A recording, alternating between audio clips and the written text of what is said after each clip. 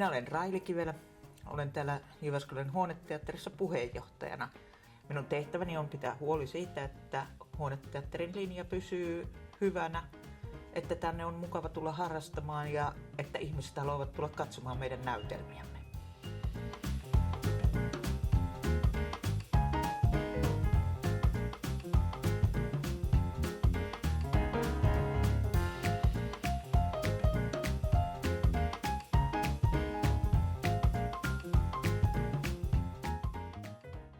Jyväskylän Huoneteatteri on siitä erityinen, että me emme ole minkään taustaorganisaation ylläpitämä.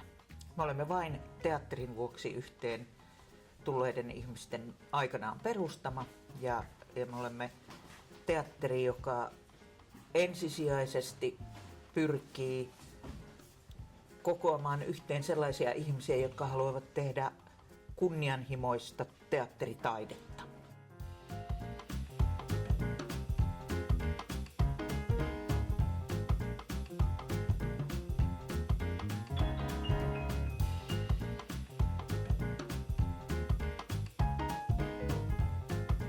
Nyt syksyllä 2025 meillä on 3 ensi-iltaa, joista 2 on jo ollut ja 1 tulossa muutaman viikon päästä.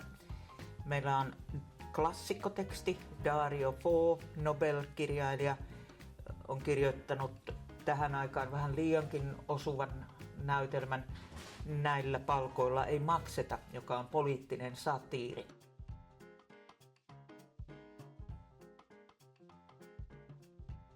Pari viikkoa sitten meillä oli ensi-illassa Rytisalon suosittuun romaaniin Lempi perustuva näytelmä, samoin nimeltään Lempi. Se kertoo meille, mitä sota tekee siviileille. Se ei siis käsittele itse sotaa, vaan sitä, mitä Lapin sodan aikana siviileille yhdelle perheelle. No marraskuun loppupuolella meillä tulee sitten tämmöistä satiirista komediaa, vähän tämmöistä parisuhdeilottelua. Minna Koskela, joka tunnetaan Kummankaan sarjasta, niin hyvin samanlaisella huumorilla hän on kirjoittanut Eksän uusi ja vanha.